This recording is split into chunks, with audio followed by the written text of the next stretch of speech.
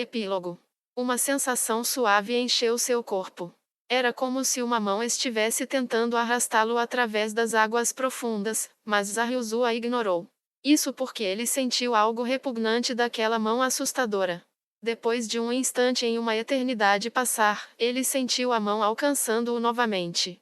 Zaryuzu queria afastá-la mais uma vez, mas parou.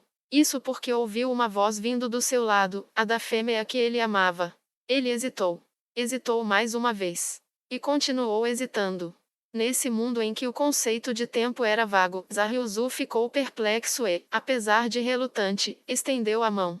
Depois disso, alguém o puxou com força, arrastando-o para um mundo brilhantemente branco. Ele se sentiu impotente.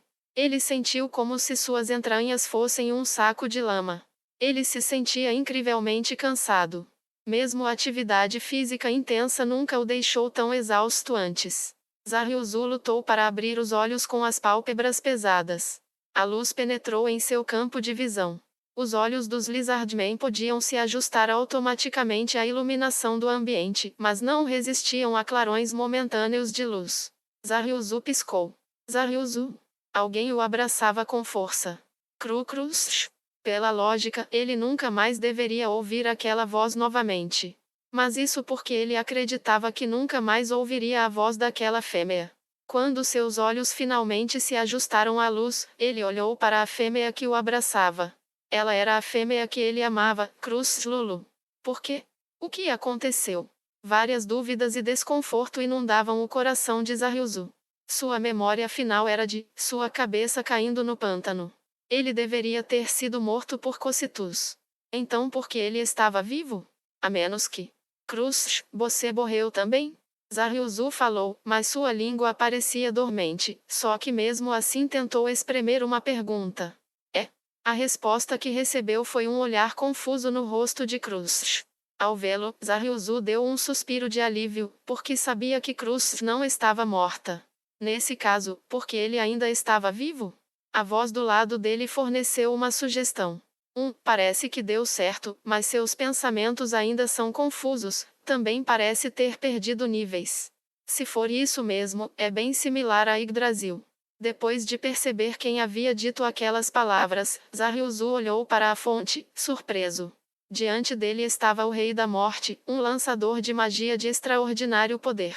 Em sua mão havia uma varinha de 30 centímetros de comprimento, que irradiava uma aura sagrada diferente do monarca morto-vivo que a segurava. Era uma linda varinha que parecia ter sido feita de marfim e adornada em ouro, sua alça estava encravada com runas. Zaryuzu não sabia o que era, mas se tratava da varinha da ressurreição, o item mágico que trouxera Zaryuzu à vida. Em circunstâncias normais, aqueles que não pudessem usar magia clerical não seriam capazes de usar itens mágicos imbuídos de magias clericais, mas itens mágicos desse tipo eram uma exceção à regra. O olhar de Zaryuzu vagou, e ele percebeu que estava na aldeia Lizardman. Eles estavam na praça central, e muitos Lizardmen estavam ajoelhados ao redor deles. Sua postura imóvel mostrava seu tremendo respeito. Mas o quê? Era natural ajoelhar-se diante de um poder tão impressionante. Todavia, não era apenas o respeito que sentia vindo dos Lizardmen, mas algo mais profundo. Os Lizardmen não adoravam deuses, e estritamente falando, sua fé estava em seus ancestrais. Mas agora ele sentia uma reverência a divindades emanando dos Lizardmen circundantes. Saiam, Lizardmen. Alguém os dirá quando poderão entrar na aldeia novamente. Ninguém falou contra essa ordem. Mais do que isso, eles obedeceram sem um único som de protesto. Os Lizardmen deixaram a aldeia em silêncio, o único som sendo o de seus corpos e os salpicos da lama no pântano. Talvez suas próprias vontades tivessem sido destruídas depois de ver um tremendo poder. Claro, isso pode ter sido também devido à prática do Lizardman de obedecer aos fortes. Em outras palavras, tudo estava acontecendo como Ainz havia planejado. Aura, todos eles foram embora? Sim, todo mundo. Uma elfa negra o respondeu. Ela estava de pé atrás de Ainz todo esse tempo, e por isso Zaryuzu não a havia notado, mas o principal motivo foi devido a seu silêncio absoluto. Direto ao ponto. Zaryuzu Chacha, permita-me felicitá-lo pela sua ressurreição. Ressurreição. Demorou um pouco para Zaryuzu analisar o significado dessa palavra. Quando finalmente percebeu, um impulso fluiu de seu coração que deixou todo o seu corpo tremendo. Ressurreição, quer dizer que ele me trouxe de volta à vida?